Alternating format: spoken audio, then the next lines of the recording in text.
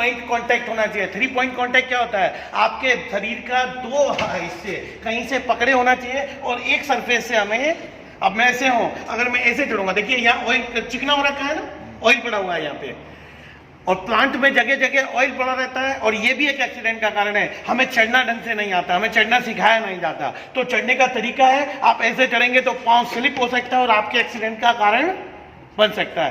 तो चढ़ते टाइम या उतरते टाइम आपका 3 पॉइंट कांटेक्ट होना चाहिए। 3 पॉइंट कांटेक्ट का मतलब है 2 जगह से आपने पकड़ा होना चाहिए और एक आपको सपोर्ट मिलना चाहिए सरफेस का पांव से, ठीक है। तो ये चढ़ने का सही तरीका है। ये मैं यहां से पकड़ा और मैं ऐसे चढ़ गया,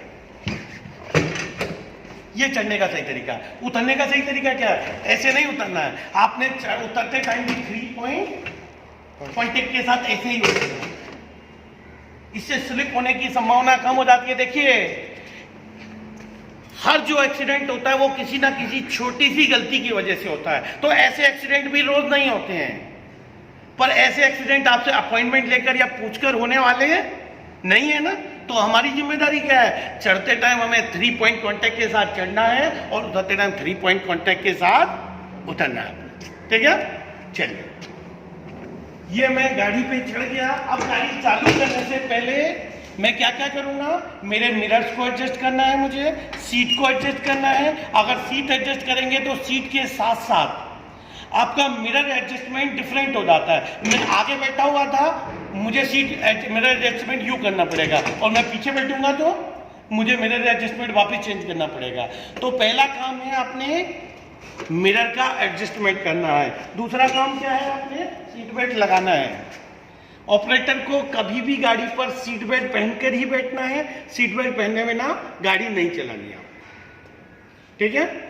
ये तो 20-30 में चलती है। आप बोलेंगे ऐसा सीट बेल्ट की क्या जरूरत है? 20-30 नहीं, सॉरी, ये तो 5 और 7 में चलती है। फोर्कलिफ्ट के लिए स्पीड होती है अनलोडेड गाड़ी में 5 की, इंटरनेशनल स्टैंडर्ड के हिसाब से। कई कई कंपनी अपने यहाँ 10 लिख देती है, पर वो 10 स्पीड फोर्कलिफ्ट के लिए नहीं होती है। स्टैंडर्ड स्पीड होती है 5 की, रिस्ट ट्रक के लिए भी 5 की, और अनलोडेड कंडीशन में। और लोडेड कंडीशन में स्पीड होती है 2 किलोमीटर की। और 2 किलोमीटर की स्पीड क्या होती है? जिस स्पीड में एक पैदल वाला वॉक करता है, वो स्पीड में आपने गाड़ी, क्योंकि गाड़ी का मटेरियल हिल सकता है, आपके एक्सीडेंट का कारण बन सकता है। तो दूसरे क्या होता है?